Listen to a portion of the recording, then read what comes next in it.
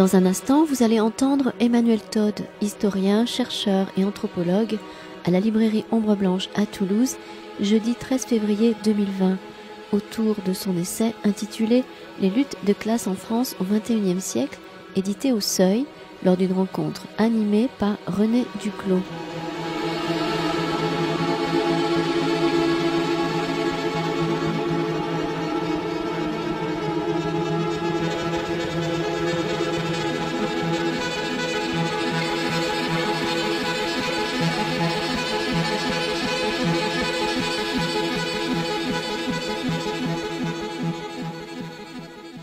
Bonsoir à tous et à toutes. C'est peu dire que vous êtes nombreux ce soir. C'est un euphémisme, je crois. D'ailleurs, qu'on pourrait inscrire cette soirée au livre des records de la librairie Ombre Blanche. Merci d'être là et merci à Hélène et Christiane de m'avoir permis et de lire votre livre, Emmanuel Todd, que je connais. Moi, pour parler franchement, et c'est pas pour être sympa, je suis très heureux d'être à Toulouse, qui est ma ville préférée en France. Ah, voilà. Vous allez vous faire encore plus d'amis. Et j'aurai ici des témoins, donc je ne bidouille pas. Non, vous n'êtes pas du genre. C'est vraiment du fond du cœur, hein, vraiment. Voilà. Alors, je disais en préambule que j'étais très heureux d'animer cette soirée, peut-être parce que je vous connais, que je vous apprécie de longue date, que je vous ai lu, que vous m'avez fait sourire et rire, quelquefois éclater de rire dans votre livre, bien qu'il ne soit pas drôle. Votre sens de la formule est extraordinaire. Moi, c'est le compliment que j'attends de ce livre, un livre drôle. Voilà, il y a beaucoup de drôleries. Voilà. Effectivement, il y a beaucoup de drôleries. Je ne vais pas faire l'injure de vous présenter Emmanuel Todd. Si vous êtes là, c'est que vous le connaissez. Je dirais simplement qu'il a plusieurs casquettes. Hein. Historien, c'est une casquette à laquelle vous tenez beaucoup, démographe, sociologue, anthropologue. Vous avez écrit de très nombreux ouvrages. Vous êtes très connu sur le plan international. Vous êtes un chercheur aussi. Vous avez écrit beaucoup, et on le retrouvera, sur les systèmes religieux et familiaux, leurs interactions, leurs incidences sur notre vie économique et sociale. Et dans votre livre, là, vous conjuguez deux approches.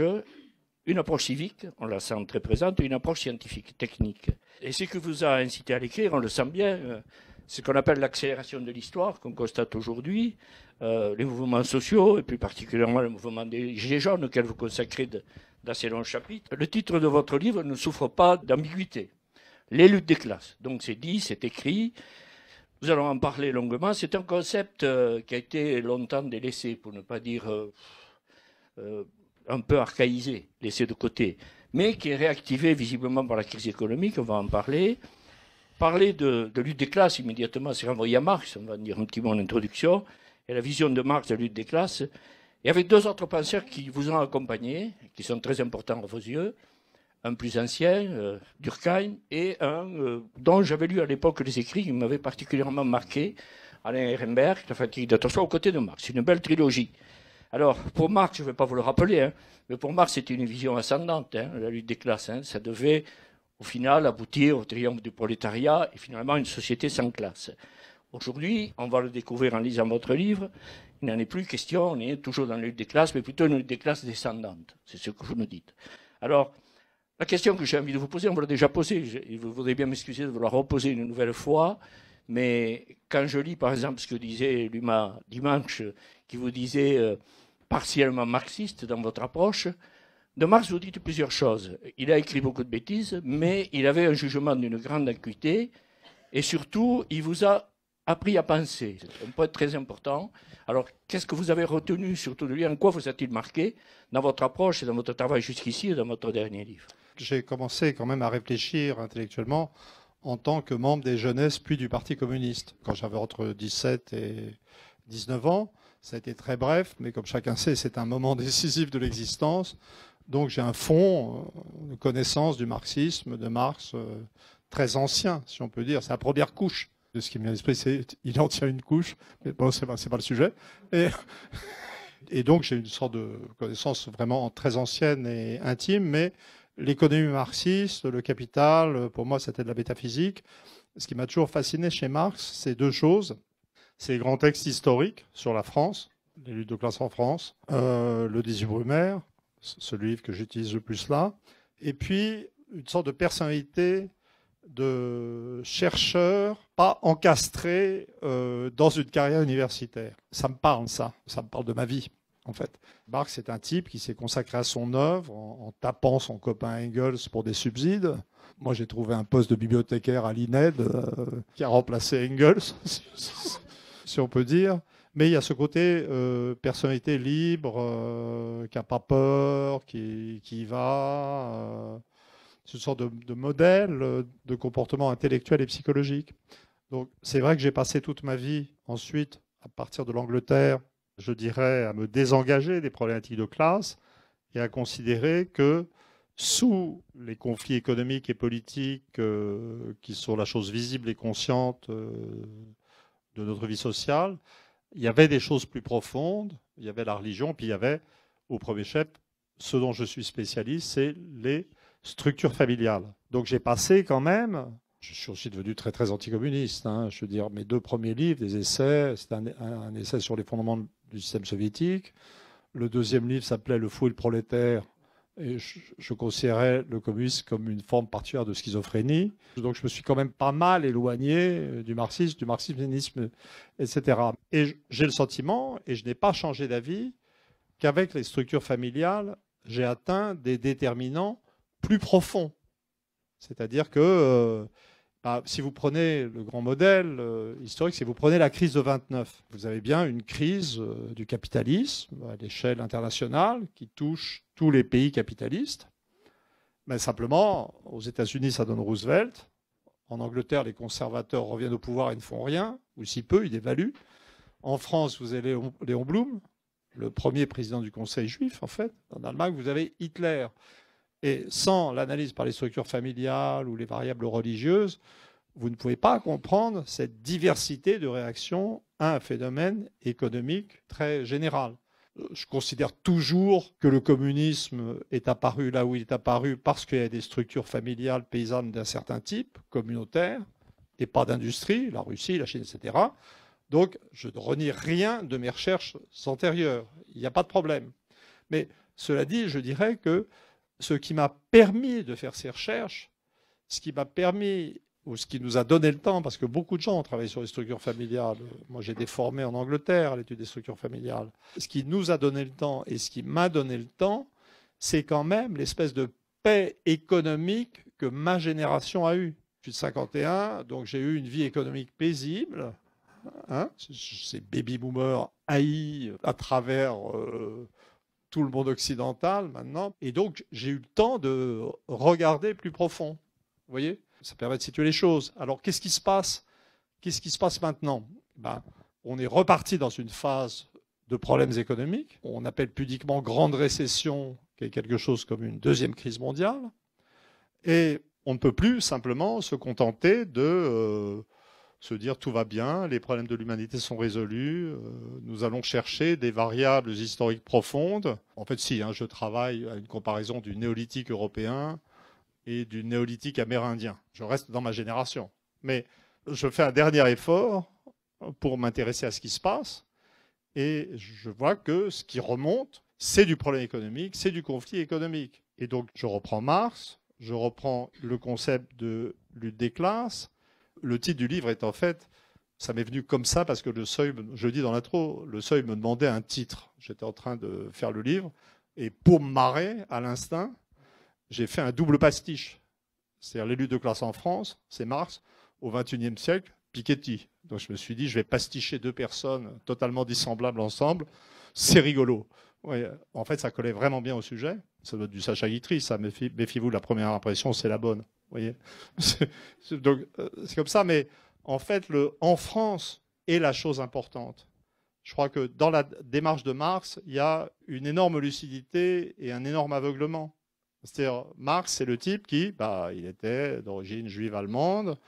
Donc on dit toujours, Marx est la synthèse de la philosophie hegelienne, remise éventuellement sur ses pieds, de la tradition révolutionnaire française et de l'économie politique anglaise. C'est ce qu'on dit de Marx. C'est vrai pour Marx. Il y a tout ça dans Marx, mais c'est juste que la synthèse n'a jamais été faite. C'est un compactage. En particulier le concept de lutte de classe qu'il a pris à des historiens français, que je cite, qu'il a observé en France, en fait en 1848. 1851, et il a cherché à l'étendre à la planète entière en commençant par l'ensemble du monde développé. Simplement, la lutte des classes, hors de France, souvent, ça ne marche pas. L'Angleterre a des classes sociales, peut-être plus encore que la France en un sens. Les ouvriers anglais ne parlent pas vraiment la même langue que l'aristocratie, mais il n'y a pas de conflit. D'ailleurs, l'histoire du Brexit vient de nous le montrer.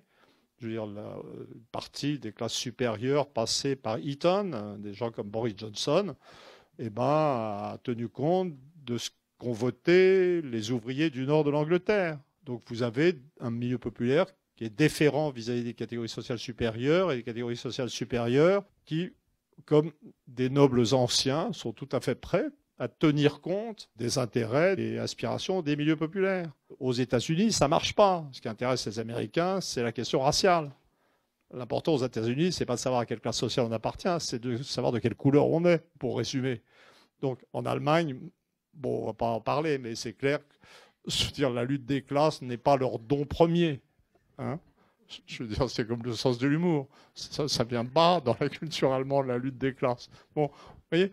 Mais en France, si. Donc en fait, je reprends Marx pour la France maintenant. Je dis, on repart vers des phénomènes de lutte de classe en France, mais c'est la lutte des classes en France. C'est-à-dire que le marxisme que je prends est encastré dans l'anthropologie.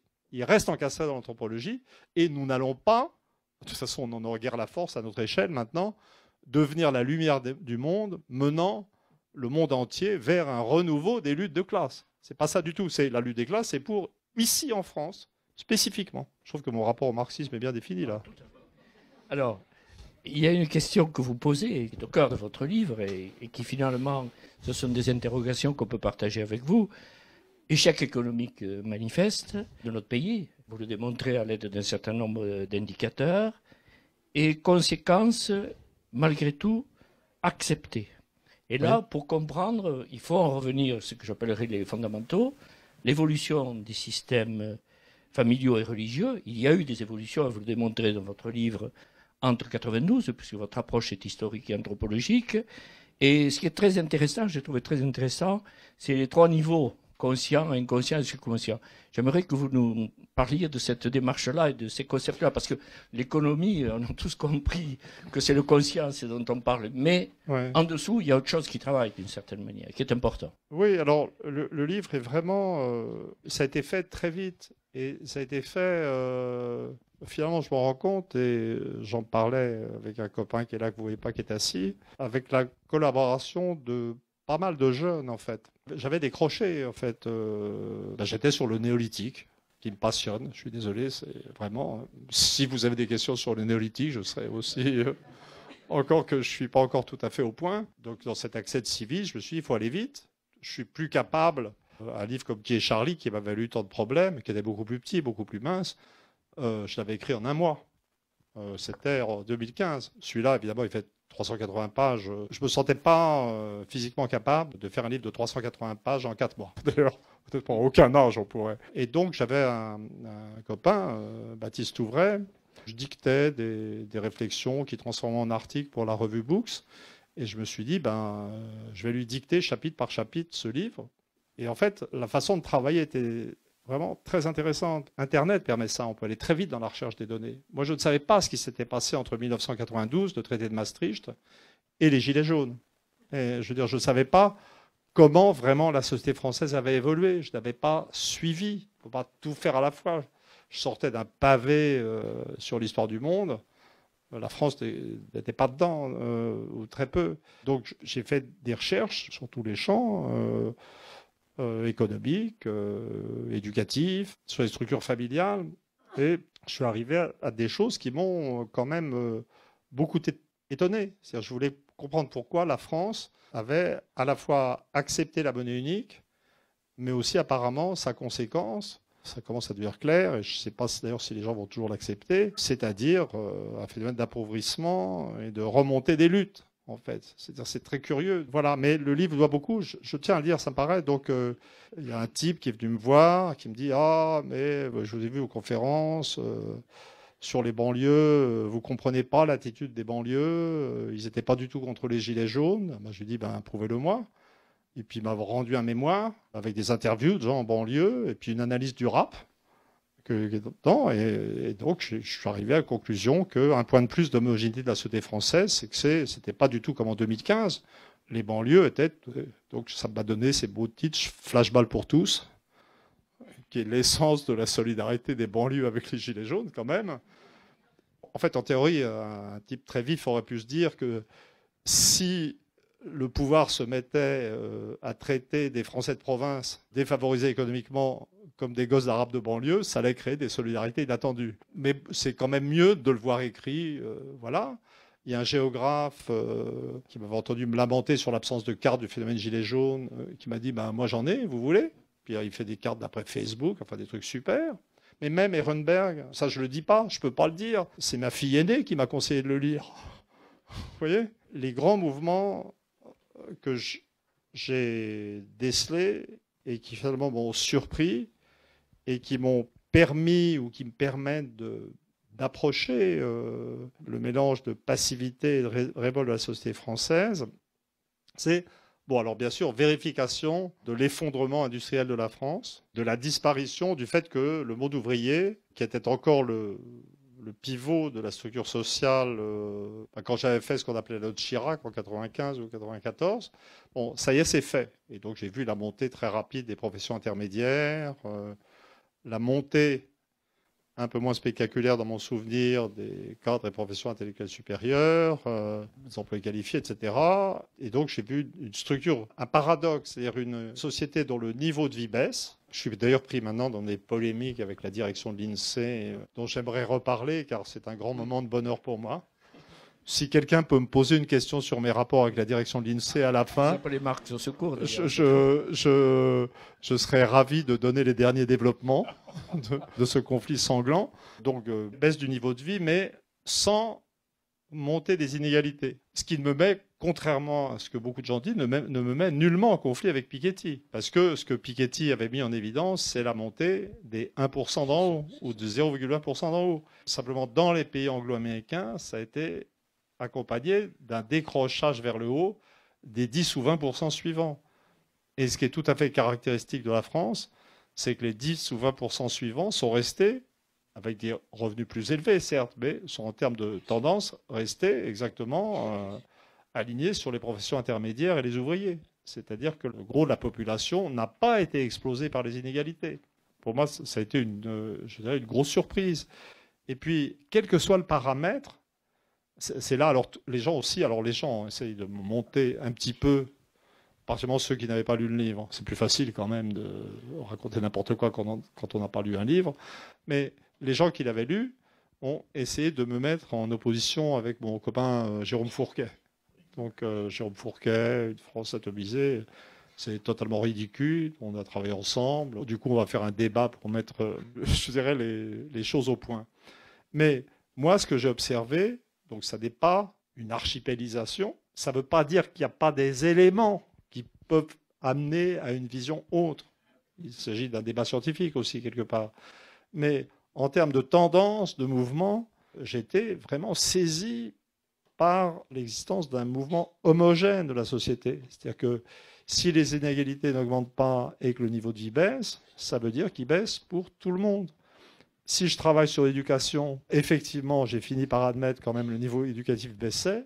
Je cite un très bel article de l'ADEP qui étudie ces choses-là, qui m'a été fourni par un autre jeune d'ailleurs. Voilà. Simplement, quand on regarde le détail, on voit que le niveau en calcul, à l'âge de 10 ans, des enfants de cadre supérieur baisse presque aussi vite que celui des enfants d'ouvriers. Ce qui est quand même, d'un point de vue démocratique, assez satisfaisant. Même si le mouvement d'ensemble, je l'admets, est un peu déprimant. Hein ? Alors, l'homogénéisation de la religion dominante en France, du catholicisme, ça, c'est un sujet sur lequel on avait travaillé avec Fourquet. En France, c'est dans la moitié de mes bouquins sur la France, il y avait une France centrale, libérale, égalitaire, nucléaire égalitaire au niveau des structures familiales, le bassin parisien, la façade méditerranéenne, déchristianisée dès le milieu du XVIIIe siècle. C'est celle qui a fait la Révolution française. Et puis il y avait une périphérie, comptez tous les autres, l'Ouest, le Pays Basque, le sud-ouest du Massif central. Donc vu d'ici, on commence à voir à partir du Quercy, hein, de la Haute-Loire. C'était rempli de Cubénis, quoi. Il faut dire la vérité. Oui, je suis capable de me décentrer sur Toulouse quand même. Je suis capable de donner une vision géographique vue de Toulouse. Et donc la pratique religieuse s'est effondrée dans ces régions-là. Mais même le concept de, mal compris, de catholicisme zombie, que j'avais utilisé d'abord avec le Braz, puis dans Qui est Charlie, pour expliquer qu'il subsistait des comportements sociaux et psychologiques de type catholique, d'entraide, de hiérarchie, après la disparition de la pratique religieuse. Ça aussi, c'est fini. Si on lit correctement les données, alors certes, ça a désorganisé le système politique français, qui était structuré par cette opposition religieuse, mais ça veut dire que la France, d'une certaine manière, n'a jamais été aussi homogène. En fait, le clivage apparu au moment de la Révolution française a disparu. Et puis, si on se peut, alors là, je vais plus profond, ça c'est autre chose. J'ai toujours insisté dans mes livres sur le fait que l'un des paradoxes de la France, dont les structures familiales régionales étaient très diverses, eh ben, ça résistait, ça continuait d'expliquer des comportements. Donc j'aurais pu parler, par exemple, pour le Sud-Ouest, d'une famille souche zombie. Famille souche, c'est on fait un aîné, c'est l'hostal, ces trucs-là. Famille nucléaire égalitaire dans le Nord. Et la façon dont je mesurais ou dont je tentais de vérifier l'existence persistante de cette polarité famille nucléaire, famille souche en France, c'est je prenais les indicateurs de fécondité du bassin parisien, qui étaient autour de 2 ou supérieurs à 2, et je prenais les indicateurs de fécondité du Sud-Ouest, qui étaient à 1,5, c'est-à-dire de niveau allemand ou japonais. La famille souche produit, c'est plutôt lié au statut des femmes d'ailleurs que des questions d'héritage. Et là, c'est fini en fait. Cette polarité est tombée. Le livre est honnête. J'analyse des différences. C'est-à-dire qu'il y a une analyse très nuancée, je pense, de la façon dont le blocage économique a refermé certains groupes sociaux sur eux-mêmes et permet d'expliquer la persistance d'une légère différence maghrébine. Je calcule un coefficient de corrélation entre ces chiffres qui m'ont été donnés par Fourquet sur le nombre d'enfants à la naissance auxquels on donne un nom d'origine musulmane ou arabe, et la fécondité. On obtient une corrélation qui est tout à fait significative. Mais ça va être une différence qui n'est pas supérieure à ce qu'on peut observer vers 1900 entre la Vendée et la Seine-et-Marne. Hein. Je veux dire, il ne faut pas s'affoler quand même. C'est moins de gens, c'est moins important. Et là aussi, on a de nouveau donc disparition de la diversité religieuse, disparition de la diversité familiale, chute homogène des niveaux de vie, chute homogène des niveaux éducatifs. Je suis sûr que j'ai oublié quelque chose. Chute de la fécondité dans toutes les classes sociales en décalé. Le quart le moins favorisé d'abord, puis le suivant, puis le suivant, puis le suivant. C'est les quartiles. Donc on a vraiment l'impression d'une société qui, si on laisse les 1% d'en haut, coule de façon homogène. Et comme je suis très empathique vis-à-vis des catégories sociales supérieures.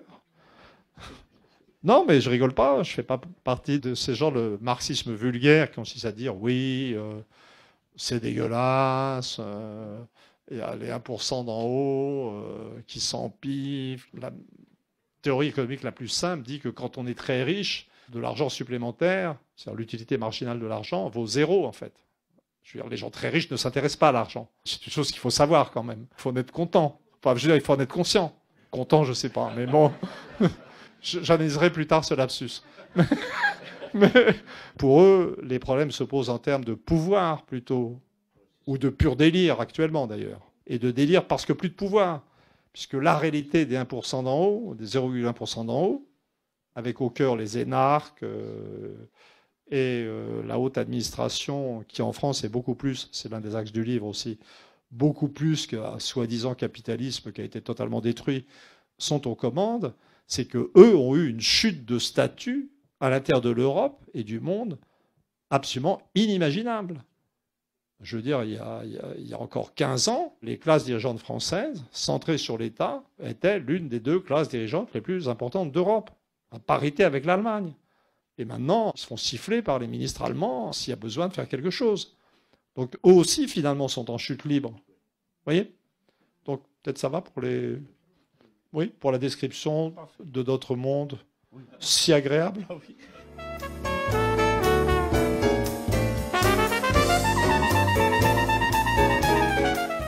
Emmanuel Todd à la librairie Ombre Blanche à Toulouse, jeudi 13 février 2020, à l'occasion de la présentation de son ouvrage « Les luttes de classe en France au XXIe siècle », publié aux éditions du Seuil.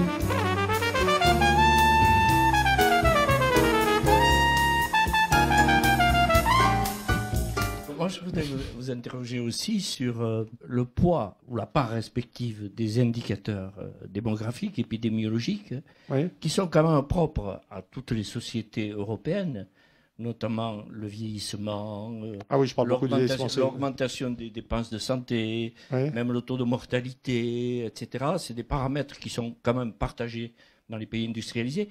Et ce qui est propre à la France, j'ai envie de vous poser cette question, parce Alors, que propre de la France, qui est particulier, vous parlez de la décentralisation, de la désindustrialisation, pardon, et de la tertiarisation, mais on trouve ces mouvements un peu cas de particulier la France. je vais juste répondre sur les indicateurs démographiques. Les indicateurs démographiques, le premier auquel on pense, c'est la fécondité. Et si on compare les pays plutôt que les régions françaises, la première chose qui saute aux yeux, c'est que l'Occident n'existe pas. C'est-à-dire qu'il y a un monde du Nord-Ouest, les pays anglo-américains, la Scandinavie et la France, qui a gardé jusqu'à très récemment, je dirais, des fécondités raisonnables, autour de 2 enfants par femme ou un peu moins. Et puis il y a le reste de l'Europe, dont l'Allemagne, et puis le Japon, la Corée, etc., autres pays très avancés, avec des fécondités très basses. Ça renvoie à de l'anthropologie profonde. Maintenant, dans les mouvements récents, comment dire, là je suis presque déjà dans ma polémique avec l'INSEE, mais pour de bonnes raisons. Pour de bonnes raisons. Car je ne suis pas un provocateur, contrairement à ce qu'on dit. C'est-à-dire que, comment dire, les données économiques sont pour moi des données faibles en termes de valeur, de vérificabilité.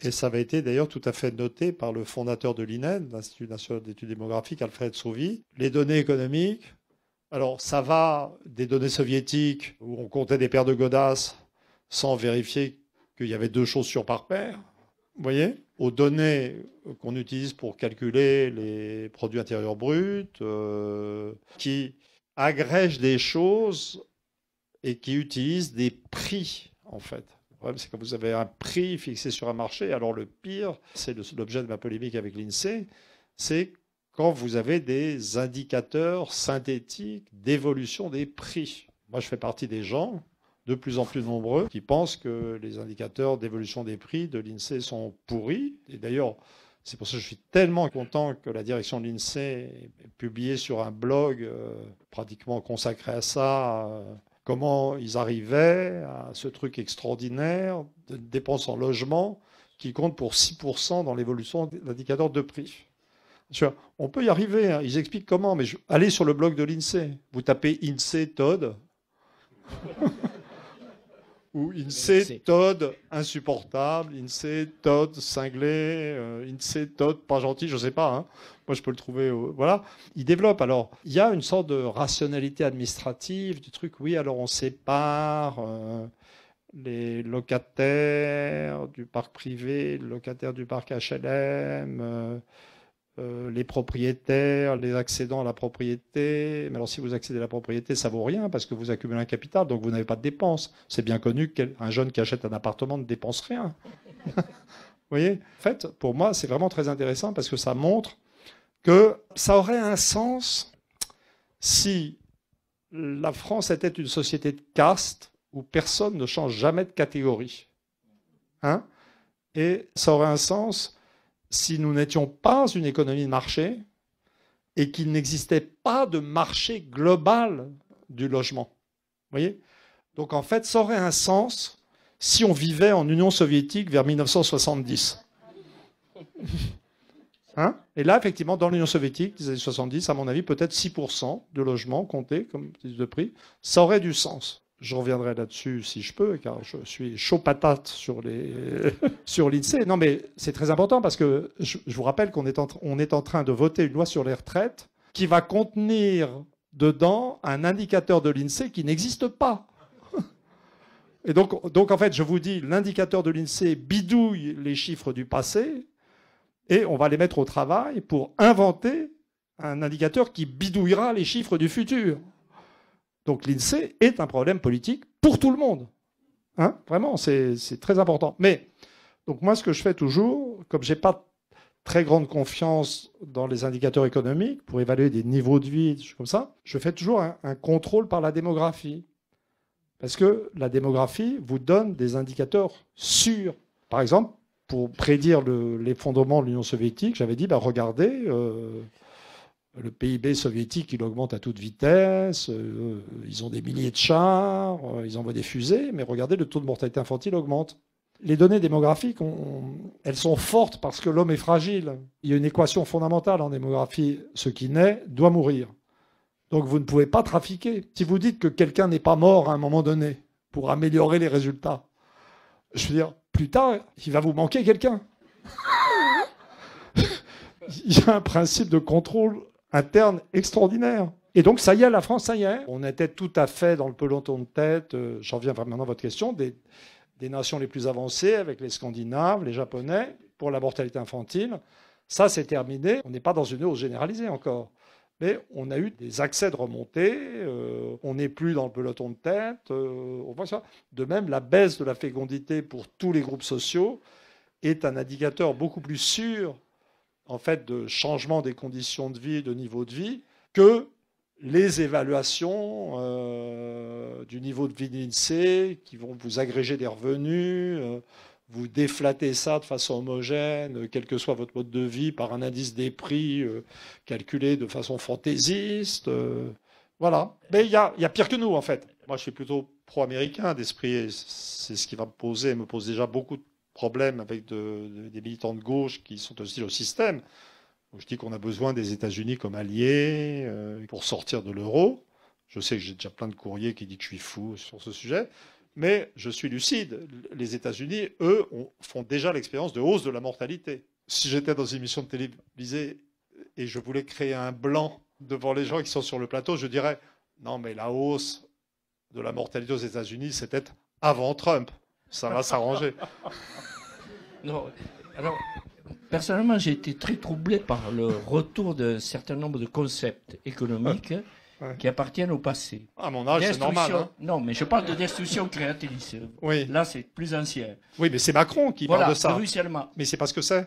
Mais alors, comment expliquer quand même, quand on relit un peu Adam Smith, on retrouve ces concepts qui datent du XVIIIe siècle, le XIXe. Comment expliquer ce grand retour? Est-ce que c'est en fait qu'ils n'ont pas grand-chose à dire, hein, au fond, ou qu'ils disent n'importe quoi, je ne sais pas, ou qu'ils ne maîtrisent pas les données? Comment expliquer qu'on s'accroche encore à des concepts qui non, mais alors, le livre est beaucoup un essai sur la fausse conscience. Hein. Je redéfinis une objectivité de l'histoire à travers tous ces paramètres économiques, démographiques, familiaux. Et puis ensuite, je situe l'attitude des groupes sociaux par rapport à ces évolutions objectives. Je dis, ce qui caractérise la société française, c'est la fausse conscience. Par exemple, les winners, là, les cadres et professions intellectuelles supérieures, dont je vois les revenus baisser, et encore plus ceux de leurs enfants, je les rebaptise losers d'en haut, vous voyez, ou petite bourgeoisie CPIS, en hommage à Marx. Et puis je parle de la non-conscience absolue des professions intermédiaires, qui sont le centre de gravité de la société française. Mais pour moi, stratégiquement, la fausse conscience la plus importante, c'est celle de la petite bourgeoisie, qui est ma classe. Hein. Si je vous montrais mes bulletins de retraite, de pension de retraite, vous verrez que je ne suis pas, comme certains marxistes le disent maintenant, un grand bourgeois devenu intellectuel. Hein. C'est pas ça du tout. Hein. Stratégiquement, c'est ça. Et ce qui se passe maintenant, ce qui est très très intéressant à suivre, c'est l'évolution du corps enseignant. L'évolution du corps enseignant, qui était dans une fausse conscience macroniste hallucinante. Je donne des chiffres, 50% des agrégés ont voté Macron. Peut-être je le dis avec une certaine forme de ressenti. Non, c'est pas vrai, ma fille est agrégée de maths. Donc, non, mais moi, j'ai pas la grecque. Mon père a raté 3 fois la grecque d'anglais. Donc, non, je ne suis pas en train de me venger, puisque maintenant, on a... c'est l'auto-analyse sauvage. Mon père, 3 fois, a raté la grecque d'anglais, étant bilingue. Mais ça se passait à une époque où les gens qui faisaient passer l'examen ne parlaient pas anglais. Donc ça peut s'expliquer. Vous voyez? Mais c'est pour dire que je viens de ce monde-là, en fait. Que quand je parle de fausse conscience des enseignants, etc., je ne suis pas dans un rapport d'hostilité, c'est que je parle au mien, en un sens culturel. Le basculement du corps enseignant va être la fin du système. Et là, comme on vient de leur apprendre qu'ils n'auraient pas leur retraite... je pense que ça va commencer à bouger très, très, très vite dans toutes les directions. Voilà. Bon. Mais je dirais que la plus importante, c'est la fausse conscience de la petite bourgeoisie, CPS. Mais la plus rigolote à analyser, c'est la fausse conscience, l'ignorance ou les déficits cognitifs des gens qui nous gouvernent. Ça, c'est vraiment un délice pour l'esprit. Vous voyez, il y a une théorie assez développée sur la façon dont le blocage de la mobilité scolaire, même malgré les baisses de niveau éducatif, aboutit maintenant à réaccumuler des gens intelligents en bas de la structure sociale, parce qu'ils ne peuvent pas faire d'études. Donc on comprend d'où viennent les leaders des Gilets jaunes, c'est-à-dire des gens intelligents qui n'avaient pas fait d'études, surprise. Et puis on comprend la bêtise des gens d'en face qui ont perdu, les directeurs de cabinet, les ministres, Macron, qui avaient tous fait l'ENA, qui étaient juste stupides en face de... qui ne comprenaient pas ce qui se passait, aveuglés par les indicateurs de prix de l'INSEE, avaient instauré une taxe sur les carburants qui mettait les gens à genoux économiquement. Mais vraiment, les gens qui nous gouvernent sont drôles. Alors, je crois que pour bien comprendre, je dis aussi beaucoup de bien des grandes écoles scientifiques en France. Parce que quand même, être bon en maths, c'est être bon en maths. Là, il faut être sérieux. Et c'est l'une des choses qui tiennent en France. Et si on veut redresser ce pays, il va falloir, empêcher les gens des grandes écoles scientifiques de foutre le camp à l'étranger, de les empêcher d'aller détruire l'activité économique en étant employés par des banques. Et donc, pour ça, il va falloir bien les payer d'une autre façon. Ça fait partie des... Je dirais des propositions. Mais l'ENA, c'est vraiment un truc. C'est magique. Je vais en venir. Hein. Je viens à la destruction créatrice. Hein. Ne vous en faites pas. Il faut voir que l'ENA, c'est un système de sélection. J'ai fait Sciences Po hein, quand même. Bon, pour dire, vu mes notes en économie à Sciences Po, je ne pense pas que j'aurais pu tenter l'ENA. Mais l'ENA, c'est vraiment un truc formidable. Essayez d'imaginer. Regardez. Moi, mon opinion sur l'euro, je me la suis faite. Quand on en a discuté tout de suite, j'ai tout de suite dit que ça n'allait pas marcher. J'ai fait 5 ans d'économie pour écrire un livre qui s'appelle L'illusion économique. Hein et donc on se retrouve après. Ça a été fabriqué. J'avais un petit peu sous-estimé l'obstination de nos classes dirigeantes. Leur stupidité, en fait, et leur cruauté. Mais finalement, quand on lit actuellement L'illusion économique, je ne suis pas du tout en train de faire la pub pour des livres anciens à part, mais ça tient vachement bien le coup. Je suis très correct comme économiste, surtout qu'en plus je maîtrise l'anthropologie. Mais sans ça, hors de France, tout le monde a pigé que l'euro était une faillite. Vous voyez, les économistes américains, les patrons allemands, les Suédois, il n'y a qu'en France qu'on croit que c'est normal. Hein. Mais la France est aussi le seul pays avancé qui pense que vivre avec un taux de chômage entre 8 et 10%, c'est normal. Il n'y en a pas d'autres. L'Angleterre est à 4% de chômage. Hein. L'Allemagne, pareil.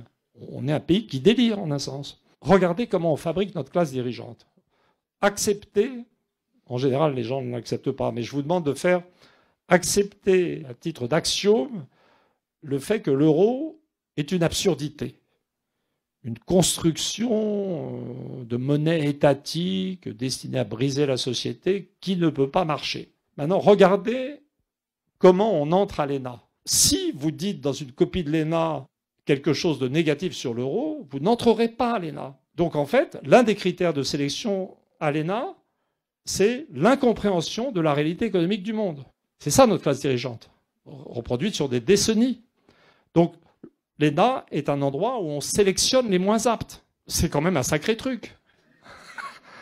Vous voyez ? C'est notre pays. Voilà. Et au bout du bout, alors vous arrivez à une classe dirigeante, ils sont tous entraînards, qui sont hypnotisés par Macron, qui n'est que l'un d'eux. Et donc Macron, tout d'un coup, vous utilise ce mot, la destruction créatrice. De Schumpeter. Alors, la destruction créatrice, c'est très joli, c'est un oxymore dynamique, c'est parfaitement applicable, c'est que quand vous êtes dans une économie qui se développe, capitaliste, hein, des entreprises doivent mourir et d'autres naissent.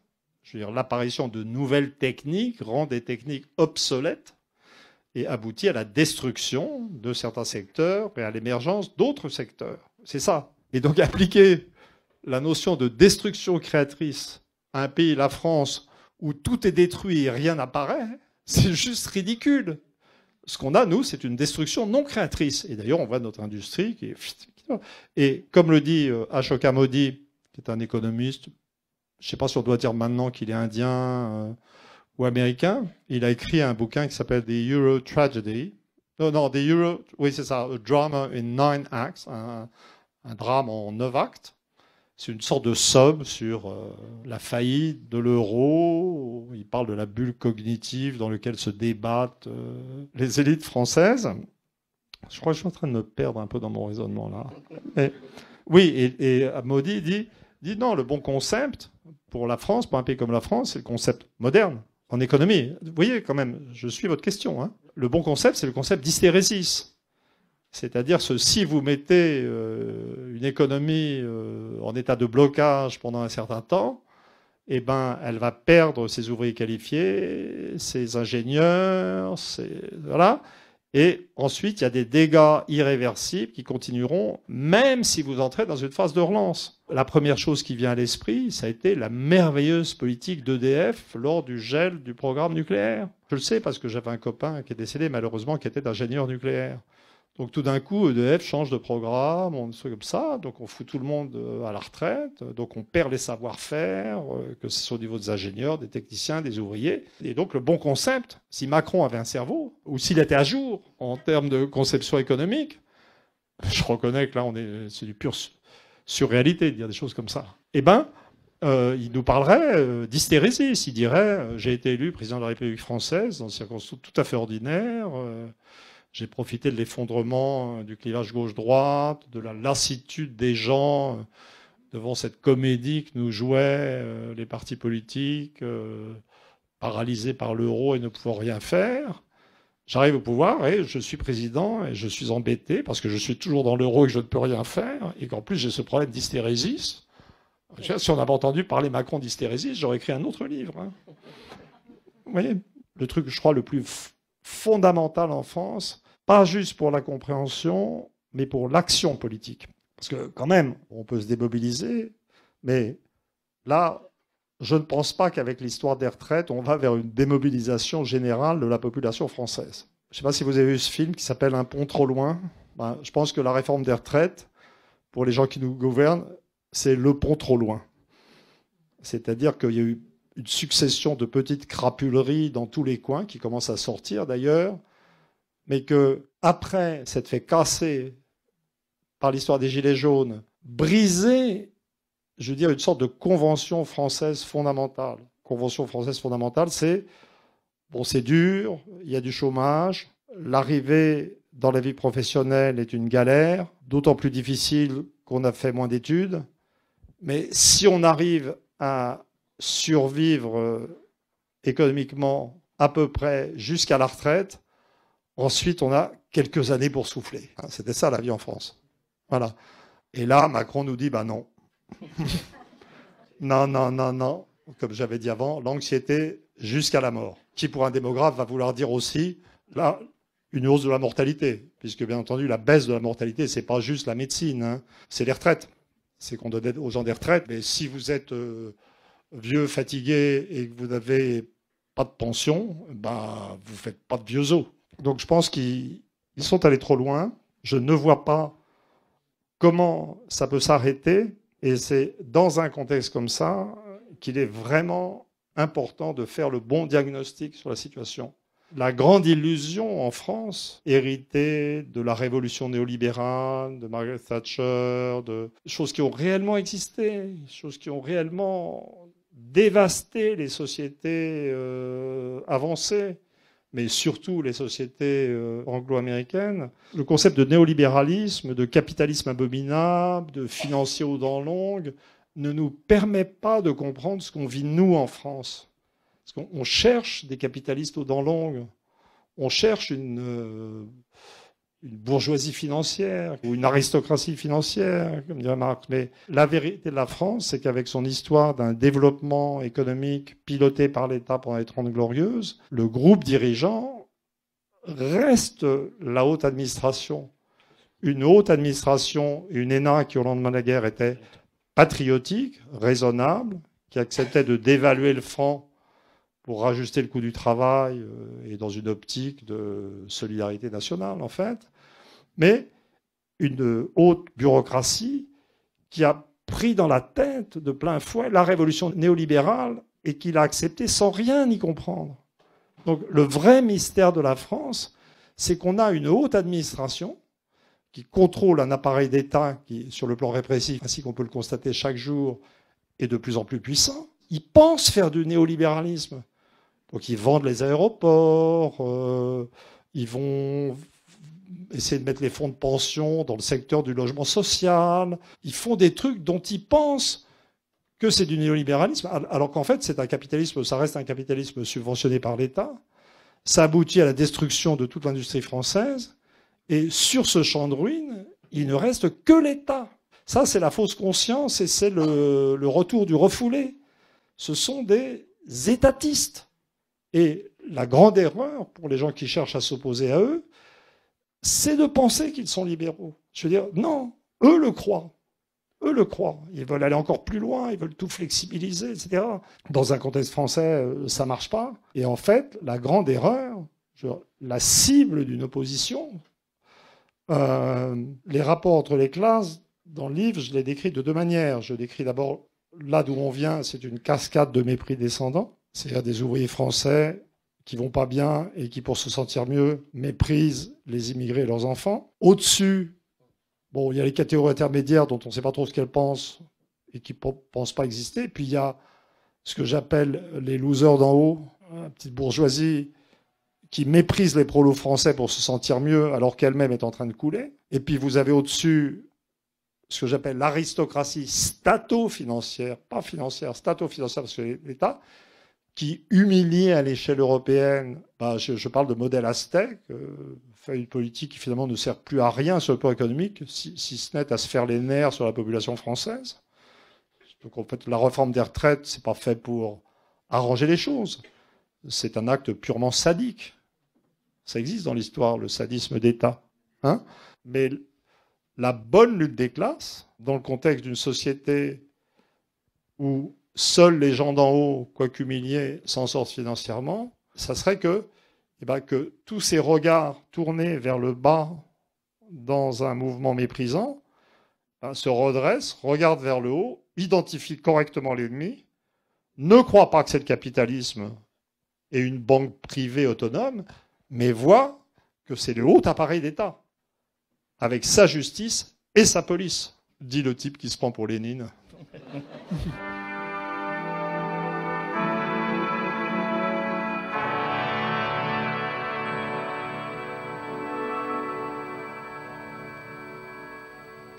Il y a un chapitre passionnant dans votre livre, c'est comment on est arrivé à la monnaie unique, parce que les élites de tout temps ont été fascinées par le modèle allemand, vous le montrez, et il y a eu une véritable rivalité mimétique. Et vous m'avez fait rire lorsque vous dites que l'euro, c'est une réaction de bonne tenue. C'est pas moi, j'avais un copain qui travaillait à Bercy. Voilà, qui vous a dit ça? Mais bien sûr. Donc ça dit beaucoup sur le plan symbolique et sur le rapport à la population. Non, mais le rapport, le monétarisme. Le rapport à la monnaie est un rapport qui n'est jamais sain parce qu'il n'y a rien de plus compliqué à comprendre que la monnaie. Le commerce international, c'est assez simple. Les travailleurs de l'industrie ont très vite vu, pas les énarques qui, eux, avaient été sélectionnés pour ne rien voir. Hein. Donc, ont très vite vu que l'abaissement des barrières douanières et la mise en concurrence avec les populations actives à très bas taux de salaire de Chine et puis d'Europe de l'Est allait leur poser un problème. C'est très simple, ça, à analyser. Et même si vous êtes confronté à un énarque qui vous dit « mais quand même, vous pourrez acheter des produits moins chers », vous pouvez lui répondre « mais sans salaire, quel que soit le prix, ça va être difficile. » Vous voyez, donc on est dans un univers simple, en fait. La monnaie, c'est vraiment quelque chose de compliqué parce que la monnaie, comment dire, il y a une sorte d'ambivalence fondamentale de la monnaie qui est à la fois création simultanée de l'État et du marché libre. C'est-à-dire que la monnaie, il y a un économiste allemand qui s'appelle Knapp. À mon avis, on doit être une dizaine en France à l'avoir lu dans la version anglaise qu'avait patronné Keynes. C'est le premier qui a compris que ce qui faisait qu'une monnaie sans signe métallique fonctionnait, c'était que l'État l'acceptait pour le paiement des impôts. Et que vous êtes dans un système où l'État accepte que les citoyens soient libérés quand ils payent avec de la monnaie papier ou des signes sur des comptes bancaires, eh ben, cette monnaie existe. Il n'y a rien à faire. Mais la monnaie, ça n'est pas que ça. Et l'État peut créer de la monnaie, ou pouvait en créer avant Maastricht, ou même avant qu'il se l'interdise lui-même par la loi Pompidou, je ne sais quoi, là. Mais la monnaie, elle naît aussi de l'interaction entre les banques qui fabriquent de la monnaie, etc. C'est vraiment quelque chose de très complexe. C'est pour ça qu'au premier trimestre de mon année préparatoire à Sciences Po, on nous donne un devoir sur la monnaie. Et ce qui est absurde, donner un devoir des étudiants de première année sur la monnaie. Et donc moi, j'ai été droit et honnête, j'ai mis tout ce que j'avais compris et j'ai eu 1,5. Voilà. Mais les mecs qui avaient recopié des bouts de manuel sans rien comprendre et qui ont eu des notes normales, ensuite ils ont conçu l'euro. C'est ma génération. Vous voyez? C'est ça la monnaie. Et en fait, en gros, on va vous dire, puis la monnaie, c'est un instrument de transaction, c'est un truc de réserve de valeur, et c'est dans un contexte français de tradition catholique, petite bourgeoise, etc. Il y a quand même l'idée dominante qu'une monnaie stable, c'est mieux. Vous voyez? Alors, les gens s'imaginent aussi que la valeur de l'or est stable. C'est pas vrai non plus, mais il y a, vous voyez, des trucs qui brillent. Donc, vous pouvez vous imaginer que ça bouge pas et que ça a une valeur intrinsèque. De même que vous pouvez vous imaginer qu'une maison a une valeur intrinsèque. Ainsi que tous les gens qui ont fait des investissements immobiliers fabuleux dans la Creuse peuvent se l'imaginer. J'espère que personne n'a acheté une maison dans la Creuse. Je sais pas, moi pas. Hein. Donc, vous voyez. Je suis désolé, je suis fatigué. Et donc, il y a une prédisposition dans un pays comme la France à penser qu'une monnaie stable, c'est mieux. Ça n'est pas vrai aux États-Unis. Aux États-Unis, il y a eu des grands mouvements populistes qui disaient « Mais non, la démocratie, c'est de dévaluer la monnaie. Plus vite la monnaie se dévalue, plus vite les gens qui en ont beaucoup sont floués et plus c'est démocratique. Hein » On peut le dire comme ça. A priori, l'érosion monétaire va favoriser les jeunes, les ouvriers, des trucs comme ça. Mais en France, c'est pas ça. Donc j'avais ce copain, c'était il y a longtemps, à l'époque où j'écrivais l'illusion économique, qui avait travaillé à Bercy et a cette préférence pour une monnaie rigide, stable, etc. Ça transparaissait dans le vocabulaire en plus avec une dimension irrationnelle supplémentaire, parce que ces énarques, etc., trouvaient que les dévaluations, c'était un déshonneur. Moi, j'ai dit dans mon livre que l'expression qui prédominait ou qui était très utilisée dans les couloirs de Bercy à l'époque, à la fin des années 80, c'était qu'une monnaie stable était comparée à une érection de bonne tenue. Mais en fait, j'aurais pu aller plus loin et lui demander comment ils évoquaient les dévaluations. En fait, c'est pas sérieux, ça fait rire. Mais en fait, c'est sérieux, parce que c'est les images de la monnaie que les gens ont dans la tête. C'est très compliqué, la monnaie. C'est très compliqué.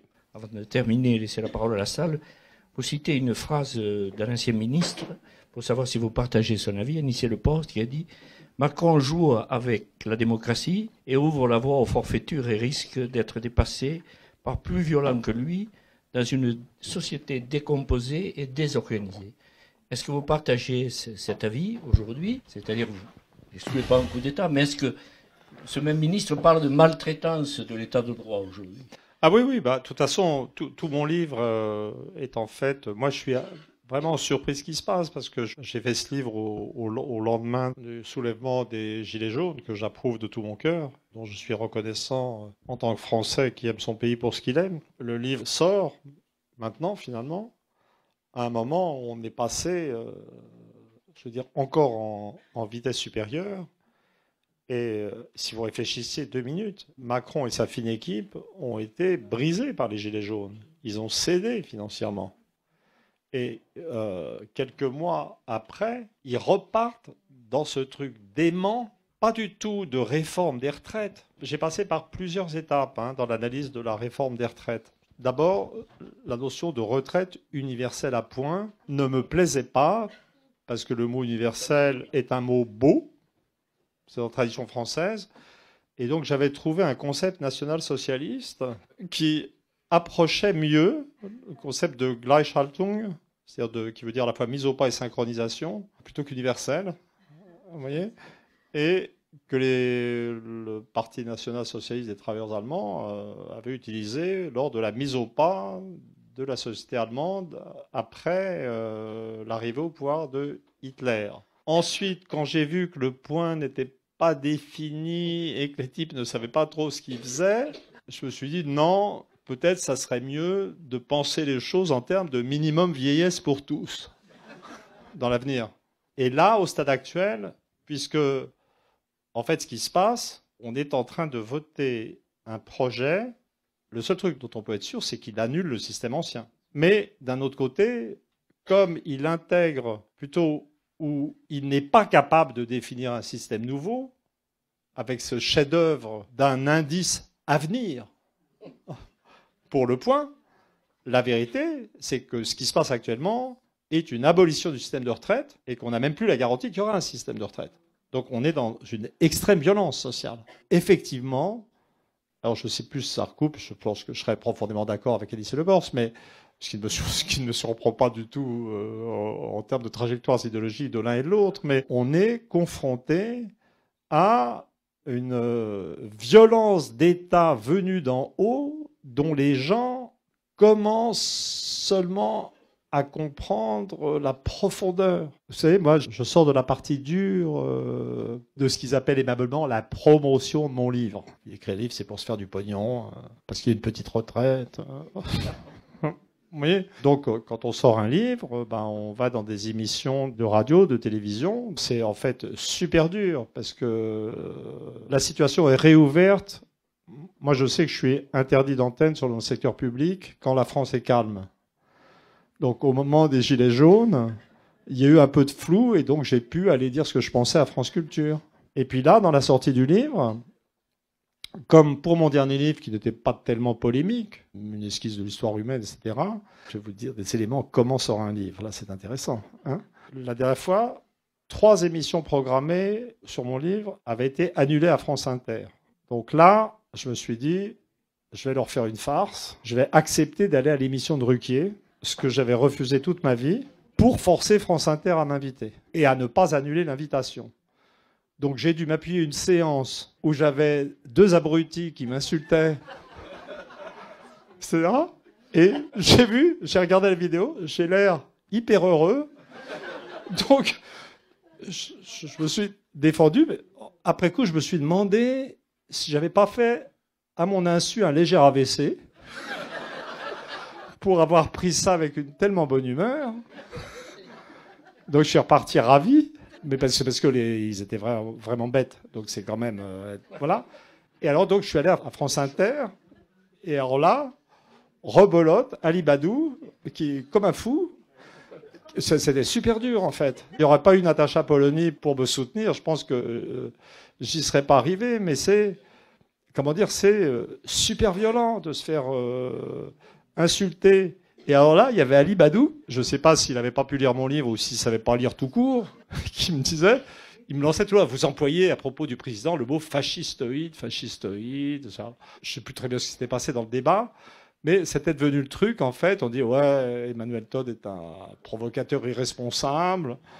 Il emploie le mot fascistoïde. Donc je donnais des explications du genre, mais il faut bien comprendre que quand on abolit les notions de droite et de gauche, on entre en zone fascistoïde parce que l'alternance droite-gauche fait partie de la démocratie. L'abolition du clivage droite-gauche, c'est pas un truc qui a été inventé par Macron. C'est la théorie du Front National au départ. Donc Macron a adopté la théorie du MPS en fait. Donc je rentrais dans des trucs comme ça. Et alors l'apothéose, c'était l'autre jour à France Info. J'avais pris au fond de moi-même la décision. Vous savez, avec ces gens, moi je les sens bien ces types-là. Je peux me tromper, mais vous savez, c'est comme avec les chiens qui aboient. Il faut pas donner l'impression qu'on a peur. Et donc c'est un type sympa. En fait, l'émission était bien. J'ai pu dire du mal de l'INSEE. Il n'y avait pas de problème. Et puis, mais quand même, vous utilisez l'expression fascistoïde, etc. J'avais prévu. Je me suis dit, non, cette fois-ci, pas d'explication lente, etc. J'ai dit, non, mais écoutez, de toute façon, avec la réforme des retraites, j'ai signé une pétition lancée par l'Humanité sur la nécessité d'un référendum qui n'aura bien entendu pas lieu, mais c'est bien de le dire. Je dis que je fais référence à l'avis du Conseil d'État. J'évoque le fait que cette réforme des retraites sera inconstitutionnelle, que le député s'apprête à voter une décision inconstitutionnelle, en fait. Alors, on me dit, mais on ne peut pas laisser le Parlement travailler. Je dis, mais vous vous souvenez que la Constitution est au-dessus du Parlement et qu'en fait, ni le président, ni le Parlement n'ont le droit de voter n'importe quoi. Donc je dis que si on vote des lois inconstitutionnelles, on va faire deux choses. On va mettre la population, je ne sais plus très bien ce que j'ai dit, bon, je vous laisse imaginer, mais surtout que le vote de cette loi contre la Constitution va avoir l'effet mécanique, je n'ai pas employé le mot mécanique, mais ça aurait fait joli, je pense, j'aurais dû, délégitimer le mandat des députés, parce que des députés qui votent contre la Constitution ne sont plus députés, et de délégitimer le mandat du président, qui ne sera plus président. Voilà. Et puis j'ai terminé en disant que, en fait, cette loi devrait être considérée comme un coup d'État, et que le mot fascistoïde était tout à fait dépassé. Alors, vous savez, moi, le succès de ma carrière, parce que tout le monde me traite de germanophobe, et évidemment, les gens ne savent pas que j'ai une image de type tout à fait, enfin, un peu teigneux, mais relativement raisonnable en Allemagne. Vous savez pourquoi on me traite de germanophobe en France? Parce que je dis que les Français et les Allemands sont très différents. Voilà. Mais si on dit ça des Allemands, ils sont hyper soulagés. donc j'ai fait une conférence à la quelque chose Siemens Stiftung, fondation, à Munich, dans leurs locaux. J'avais du mérite, j'avais rien préparé. J'ai fait ça en anglais, c'était une catastrophe, mais quand même 1h30, etc. Ce dont j'étais très fier, c'est que j'ai réussi à faire rire un public allemand. À la fin, je leur ai dit, il y avait le type qui me disait merci monsieur Todd, etc. Il avait bien pris les choses comme il était sympa. Le mec qui m'avait invité voulait plus me parler ensuite. J'ai repris la parole. Écoutez, je voudrais dire vraiment à quel point je suis reconnaissant d'avoir ri à mes mauvaises plaisanteries. Parce que vous savez, moi, je suis entré dans la vie intellectuelle en admirateur de Karl Marx. Oui, je bougle. Et je termine quand même en fan de Woody Allen. Voilà.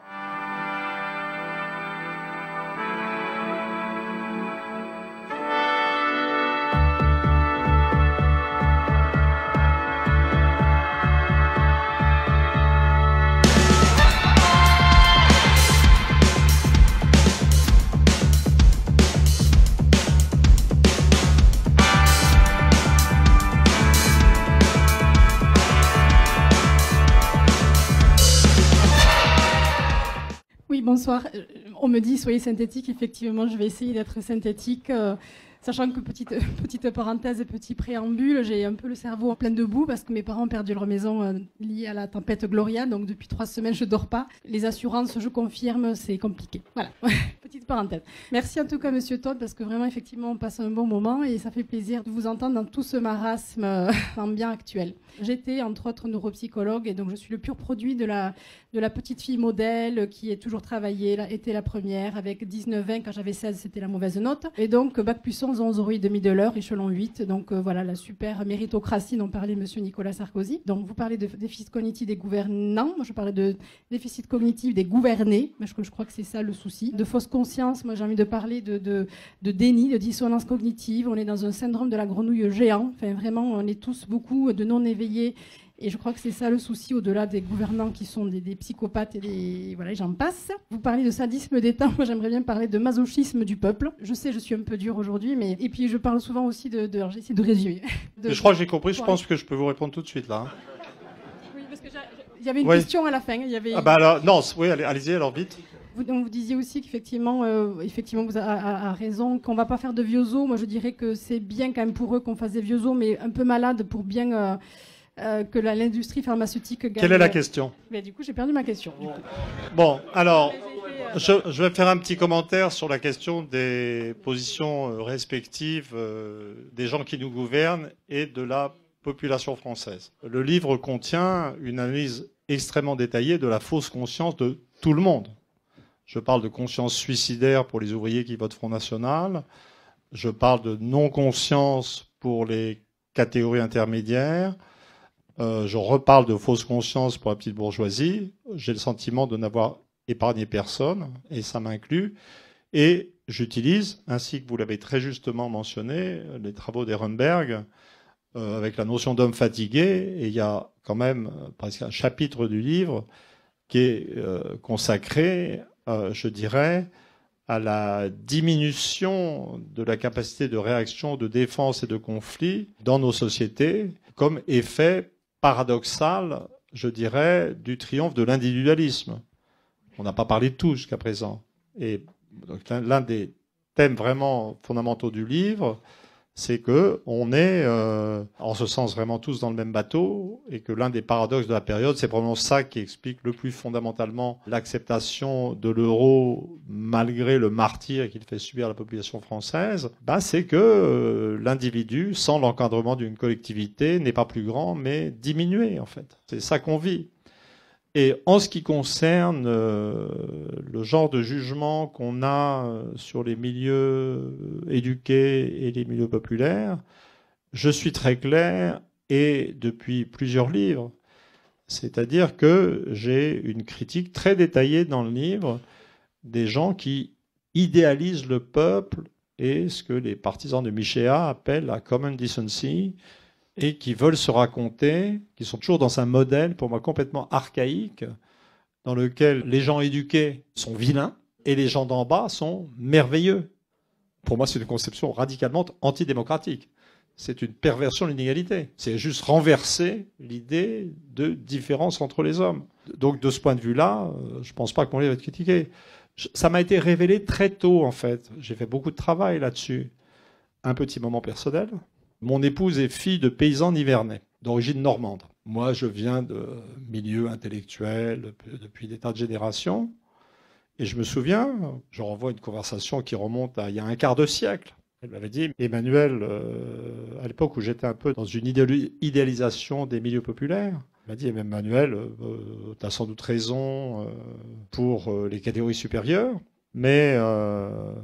je pense que pour les milieux populaires, tu te fais des idées. Sur ce plan-là, c'est vrai, c'est l'illusion ultime. C'est vraiment, je dirais, la version la plus profonde du « on est tous dans le même bateau ». Et donc la solution ne viendra pas d'une accusation du capitalisme et la solution ne viendra pas de trouver des ressources morales dans les milieux populaires. C'est pas les mêmes régions, c'est pas exactement les mêmes catégories, mais bon, les gilets jaunes, c'est les milieux populaires dans une phase de critique ascendante du système, et j'en donne une vision là peut-être un peu idéalisée à la fin, mais c'est très récent. Le renversement d'attitude du corps enseignant, ça sera fondamental, mais honnêtement, le monde ouvrier qui vote Front National, et s'il reste dans le Front National, il y a juste rien à en attendre.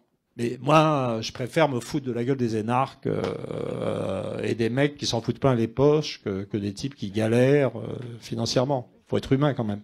Bonsoir, Monsieur Todd. Vous êtes un des premiers intellectuels en France à avoir apporté un éclairage sur les Gilets jaunes qui était assez différent du torrent de boue que beaucoup de vos collègues et aussi d'hommes politiques ont pu proférer contre eux. C'est à ce titre aussi que je voudrais vous en remercier parce que je fais partie de ces Gilets jaunes avec ma femme et nombre d'amis. Et la question que je me pose aujourd'hui, je n'ai pas encore lu votre livre, je le précise, donc je ne sais pas ce que vous dites sur les Gilets jaunes vraiment. À part c'est très sympa. Quelques articles. Non, mais ça pourrait être aussi une critique. Il y a surtout une analyse sociologique et géographique très détaillée qui montre que la façon dont le mouvement s'est étendu sur l'ensemble du territoire pour finir se cristalliser dans la région toulousaine, au plus solide, est tout à fait compatible avec l'idée d'une homogénéisation du territoire français, en fait. D'accord. Ma question, si vous voulez, porte plus sur votre position et la position des intellectuels face à ce mouvement. Alors, il y a beaucoup d'intellectuels qui ont pris un petit peu le train en marche, quand même, qui, encore aujourd'hui, commencent à dire finalement, bon, il y a peut-être des choses assez positives. Des noms. Alors, je ne citerai personne, mais bon, là où je veux en venir, c'est, la question que je me pose, c'est comment est-ce que des personnes comme vous, qui ont très tôt une réflexion plutôt positive et constructive sur ce mouvement, arrive à s'impliquer dans cette démarche alors que vous êtes très peu nombreux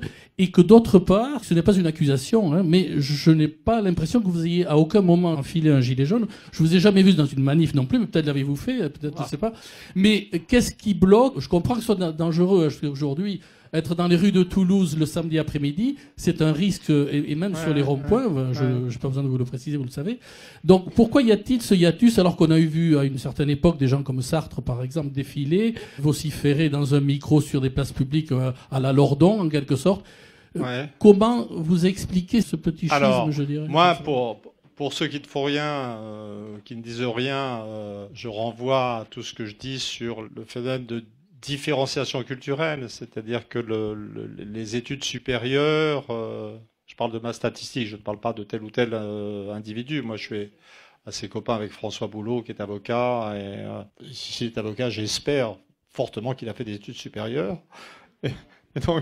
Et donc, je pense que l'une des particularités de la situation actuelle, c'est qu'on est dans ce qu'on appelle le retard des mentalités sur les évolutions socio-économiques. En fait, le moment des Gilets jaunes, il a à la fois attiré une sympathie de 70% de la population, mais une difficulté concrète sur le terrain à aller au contact. Je me souviens, j'étais fait une conférence en Bretagne sur un autre sujet, puis j'étais avec des profs retraités, très sympas, et qui me disaient des trucs hyper étranges pour moi. Ils n'étaient pas hostiles aux Gilets jaunes, mais ils me disaient « Ah oui, on en a vu sur les ronds-points, mais je ne peux pas oser leur parler, ils ont l'air très différents. » Donc je me suis retenu de faire la mauvaise blague du genre « Je vous parle bien, moi. » Vous voyez ? Pas le Parisien ignoble. Voilà. Mais je l'ai pas fait parce que c'était très sympa. Puis en plus, c'est idiot. Actuellement, honnêtement, on peut pas tout faire. C'est très difficile de suivre la sociologie, l'évolution sociologique d'un pays tout seul, etc. Mais actuellement, il me semble qu'après les dernières grèves, elles ont démarré de style classique avec les cheminots, la RATP, etc., le secteur public, la CGT, FO, la CFDT a joué son rôle de traître habituel. C'est un destin. Comment vous êtes à la CFDT? Non, je ne suis pas syndiqué. Avec la CFDT? Ah non, non, la CGT, vive la CGT, vive. Non, mais j'étais au PC quand même. Mais même les mecs de FO sont sympas. Hein. Non, non, non, pas du tout. C'est les mecs de la CFDT, on les voit venir gros comme une maison. C'est les héritiers de la CFTC. C'est de Saint-Église catholique. C'est merci notre maître. Hein, vous voyez? Et donc, ils restent qui sont. Simplement, maintenant, d'ailleurs, comme il n'y a plus ces différences, à mon avis, ils sont en état de grand risque, la CFDT. Parce que leur base socioculturelle n'existe plus. Et à mon avis, ils vont perdre des fédérations, hein, s'ils continuent comme ça. Mais, donc, au début, on a bien vu les différences. Mais actuellement, il me semble, pour peu que je puisse suivre, que les symboles commencent à se mélanger. C'est-à-dire que le jaune et le rouge, je pense qu'on est dans une phase de convergence des luttes, comme on disait autrefois. De convergence qu'on peut analyser comme des phénomènes particuliers, mais qui ferait partie de cette sortie de fausse conscience. Alors, pour ce qui me concerne, je vais vous dire, j'adore les manifs. Même quand j'étais au PC, en mai 68, j'étais sur une ligne, comme je l'ai expliqué à Frédéric Taddy l'autre jour, moi j'étais sur une ligne personnelle, le parti a raison, mais c'est quand même trop marrant d'aller manifester. J'étais descendu à Toulouse à un moment donné, je devais aller faire un topo pour le GREP. Donc ça se passait à la Toulouse Business School. Alors les types me disaient, vous pouvez pas rentrer encore, il y a la manif des Gilets jaunes qui passe. Je suis allé les suivre et pour parler franchement, j'ai une attitude, quand je vais dans une manif, j'aime bien. Vous voyez, donc je ne veux pas dire des choses qui pourraient m'envoyer en prison, mais c'est une ambiance que j'aime bien. Et donc moi, je m'évanouis pas quand des types mettent le feu à une poubelle. Je le ferai pas, hein. Je le ferai pas, mais je m'évanouis pas. Et ensuite, je suis rentré, et puis c'était génial. Il y avait tagué sur la Toulouse Business School racaille capitaliste. Ce qui, à mon avis, je le répète, est une erreur d'analyse. C'est l'État supérieur qu'il faut viser. Mais honnêtement, au stade actuel, là où j'en suis pour les manifs, moi, le problème, c'est mon arthrose. Vous voyez, ça me gênerait pas du tout. J'ai aucun problème à discuter. C'était l'idéologie de ma famille. On est tous fait pareil. Je veux dire, je ne crois pas une minute que les Gilets jaunes soient culturellement, humainement différents de moi. Et je m'excuse de le dire, honnêtement, qu'est-ce qui est le plus utile? Que j'aille simplement me foutre les lombaires en l'air dans une manif de Gilets jaunes ou d'accoucher d'une théorie qui explique le réarmement intellectuel des catégories dites inférieures de la société et la stupidité des gens d'en haut. En quoi je suis le plus utile? Honnêtement. Ce qui est bien, c'est qu'à mon âge, on répond direct, sincère, on s'en fout. Hein. C'est vraiment génial. Oui, bonsoir. Merci beaucoup. C'est toujours passionnant de vous écouter. Et c'est même palpitant. Et en fait, je voulais vous poser la question suivante par rapport aux réformes des retraites. Alors, je ne suis pas un grand connaisseur, mais j'avais un collègue qui était britannique jusqu'à peu. Il est toujours copain, mais il est parti à la retraite et on avait discuté. Sa retraite de base, elle devait à peu près de l'ordre de 20% de son salaire, le remplacement de son salaire actuel, quoi. Et ce que je me dis, ou que je crois savoir, c'est que le régime de retraite en Allemagne, en Angleterre, aux États-Unis, c'est la capitalisation. En gros, j'aimerais avoir votre éclairage là-dessus. Est-ce qu'en France, on n'est pas le dernier bastion avec des, comment dirais-je, succédanés de communisme qui avait été mis en place par Ambroise Croizat, le régime de retraite par répartition. Et donc, du coup, les Macron et compagnie, ils sont en train de faire tomber le dernier rempart pour servir la classe des BlackRock & Co. Je ne suis pas spécialiste de ces questions de retraite. J'ai déjà eu assez de mal quand moi-même je suis passé à la retraite, mais j'étais fonctionnaire, donc ça allait. C'est peut-être ce qu'ils essayent de faire au gouvernement. Alors, c'est paradoxal, puisqu'en fait, les Anglo-Américains sont dans une compréhension du fait qu'ils avaient mis leur population en danger, et qu'en fait, c'est probablement en partie à cause de ces histoires qu'ils ont des hausses de mortalité. Et c'est peut-être ce qu'ils sont en train d'essayer de faire en France. Mais, comme je le disais au début, en Angleterre, aux États-Unis, vous n'avez pas dans la population des valeurs égalitaires très fortes. Vous pouvez faire subir à la population, sans déstabiliser le système politique, beaucoup de choses. Les Anglais, ils se sont débarrassés de leurs paysans entre le 18e et le 19e. Depuis Thatcher, ils se sont débarrassés de leurs ouvriers. Enfin, c'est des sociétés qui sont capables d'évolution souple et violente. La France, c'est pas ça. Je peux vous faire une prédiction conditionnelle. S'ils s'obstinent à essayer de mettre la population française dans l'état où ont été mises des populations anglaises et américaines du point de vue des retraites, ça va leur coûter cher, parce qu'ils ne savent pas ce qu'ils ont en face d'eux. Vous voyez, je crois toujours à l'anthropologie, aux valeurs égalitaires.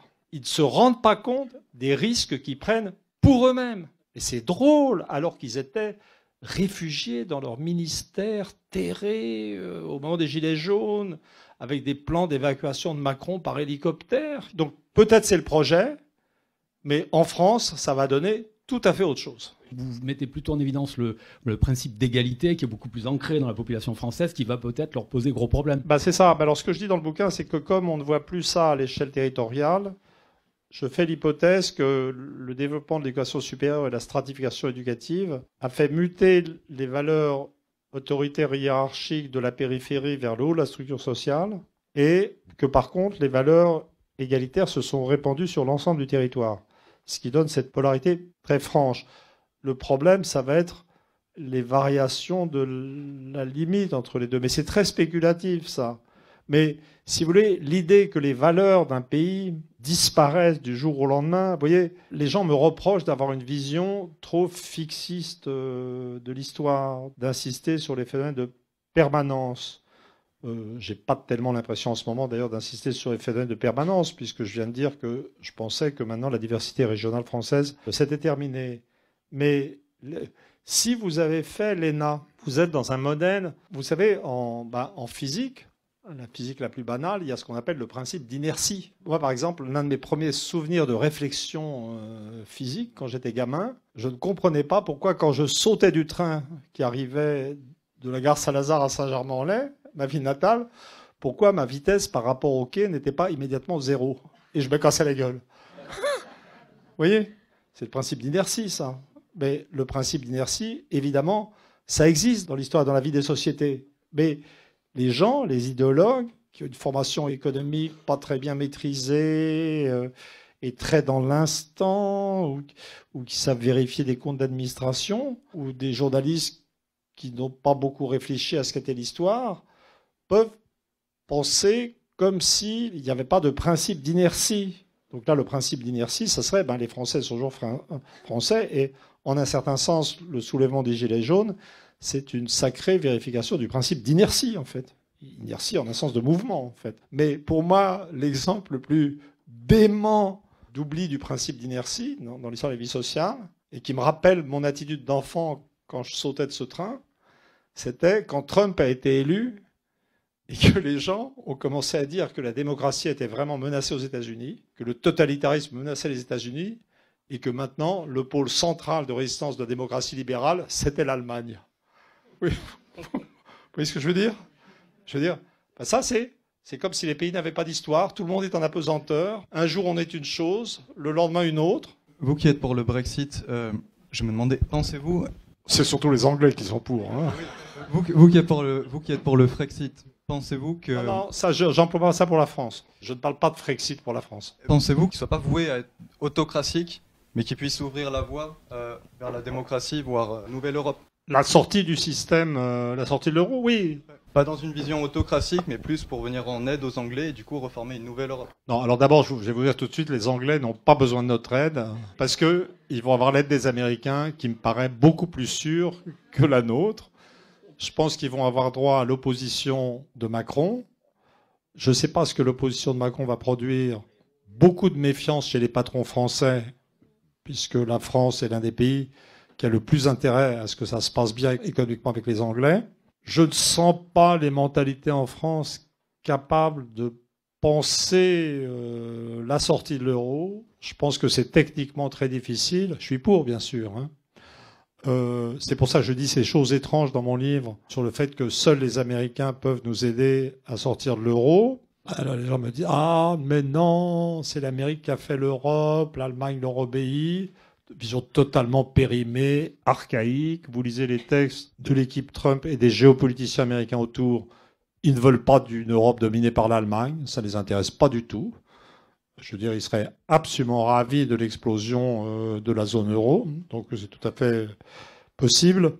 Au-delà de ça, mon sentiment personnel, c'est qu'en France, on va vers des luttes internes de plus en plus dures, mais avec un retard de compréhension de ce que c'est la sortie de l'euro qui rétablirait la démocratie. Puisque, bien entendu, à partir du moment où on est dans l'euro et l'État perd la souveraineté monétaire, on n'est plus en démocratie. J'ai un tiers du livre sur le sujet.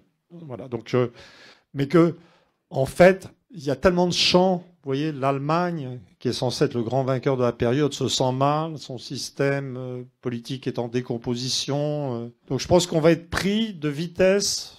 Je pense qu'il va y avoir un phénomène de ce qu'on appelle en anglais un meltdown. Je n'arrive pas à trouver de liquéfaction de l'Europe, de la zone euro, mais que les Français vont être pris de vitesse par leur environnement. Et voilà.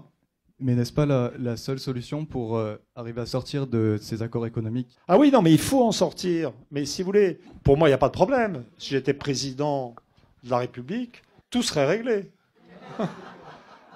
Il n'y a aucun problème. Il n'y a aucun problème. J'irai voir mes amis américains et anglais. Je leur dirais, on ne vous demande pas le débarquement de Normandie cette fois, mais un petit coup de main monétaire.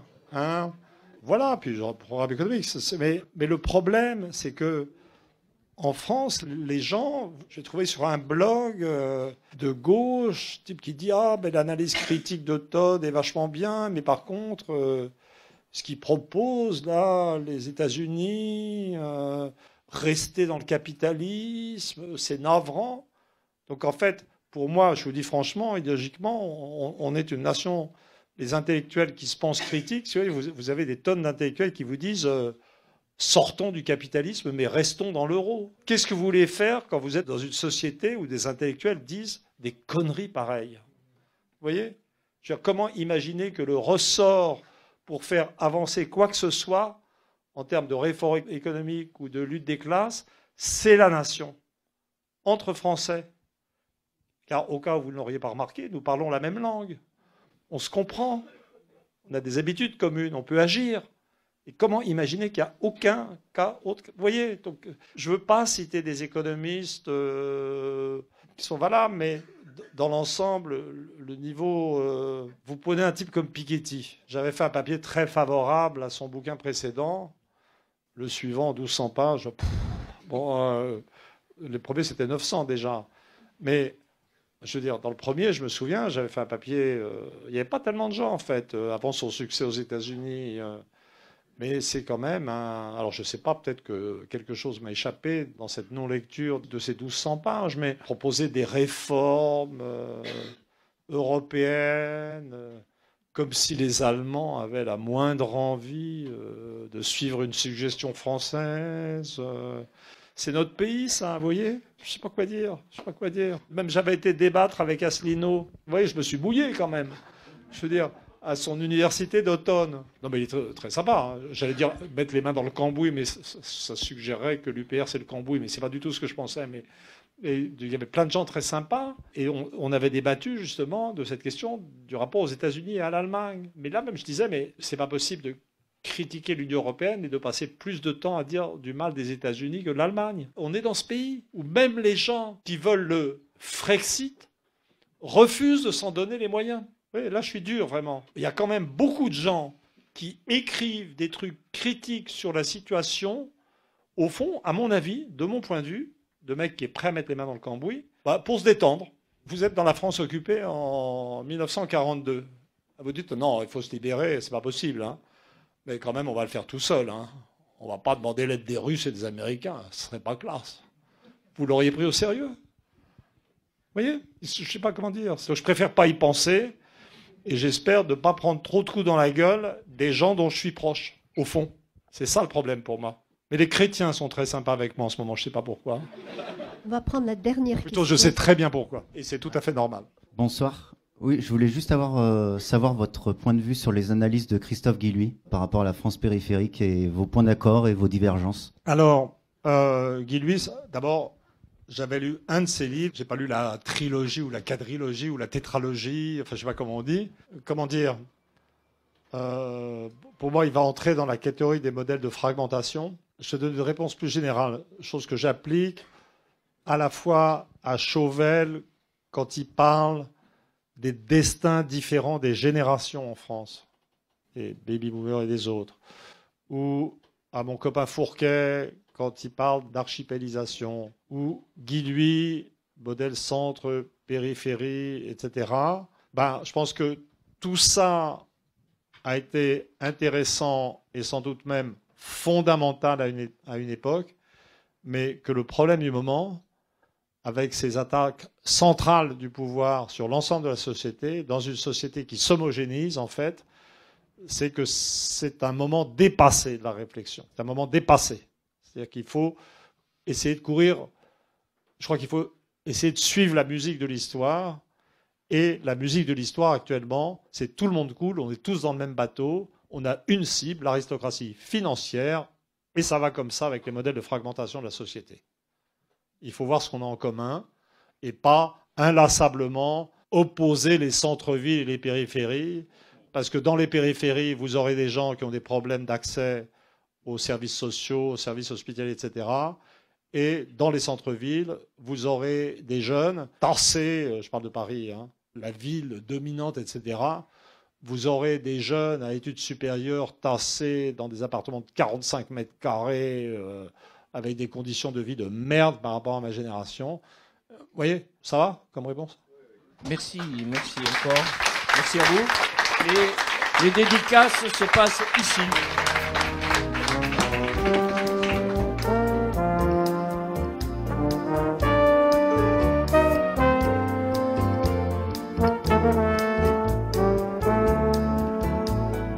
C'était Emmanuel Todd à la librairie Ombre Blanche le 13 février 2020 pour la présentation de son ouvrage Les luttes de classe en France au XXIe siècle, avec la contribution du journaliste Baptiste Touvray. Emmanuel Todd est aussi l'auteur de L'invention de l'Europe, L'origine des systèmes familiaux ou encore de Où en sommes-nous ?